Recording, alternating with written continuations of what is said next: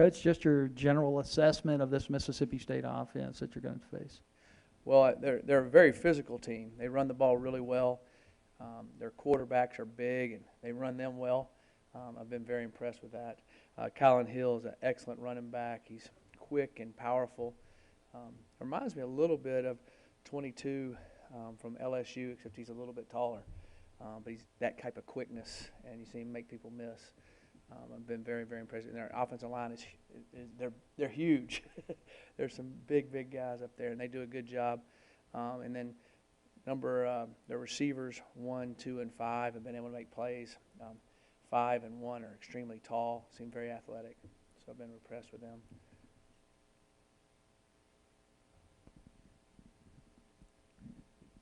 Your first Egg Bowl, what's kind of your thoughts, impressions going into this week? This is actually my 5th Egg Bowl. Yes, so that's okay. I was here before with Coach Cutcliffe. The Egg Bowl is, I've been a lot of different places, coached a lot, played in a lot of different rivalries, that type of thing. To me, this is one of the most fierce rivalries, especially when I was here before. I remember the first time we played in it, they had policemen lined off the 50-yard line and lined it because the year before they had a big fight.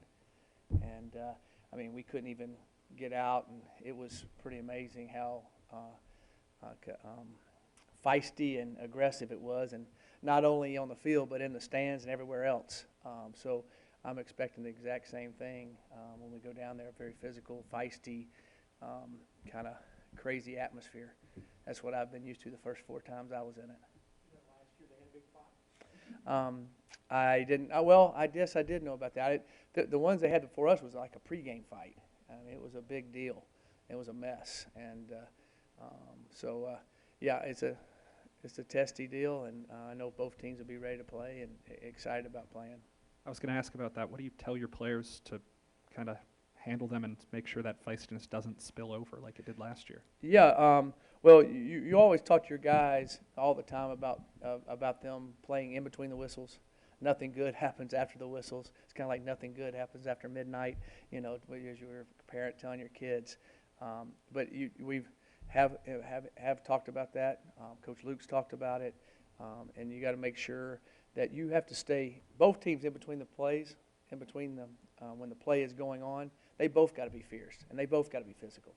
But when the play is over, you want to separate and play ball and keep your head cool. So that's what we need to do, and I imagine that's what Mississippi State's telling their guys also for sure. And hopefully that it's a really good game when the play is going on, but not after the whistles. Does having played LSU's Hilaire recently help you guys prepare for Hill? Yes, I sure hope it does. I hope we tackle him a little bit better than we did Hilaire, but he's doing that to everybody, and so is Hill. Is he the leading rusher? I know he was the leading rusher in the SEC for. Is he still? Right. I know they've been.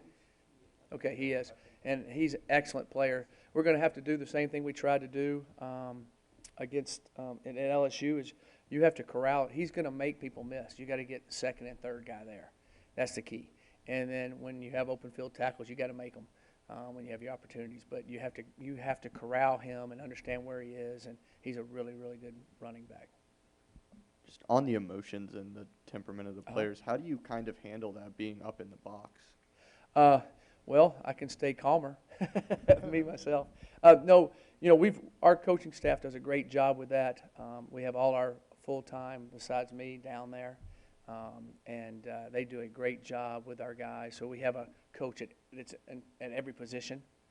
So you have hands, eyes, being able to talk to them, be around them, and so that'll be a key component of it. But it's how we're talking to them in practice during the week, and all year long we really had one incident that hurt us with an after play situation, and so we haven't had a history of that.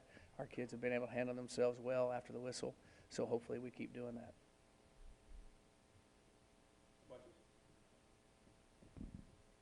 Coach, you had the extra time, and through the years you might see a new wrinkle in this particular game. Do you have time to do anything of that nature, or you just really want to do what you do best? We've got multiple wrinkles. We've put in a whole new defense. No, you have time to look at them a little bit, and you have time to look at yourself a little bit.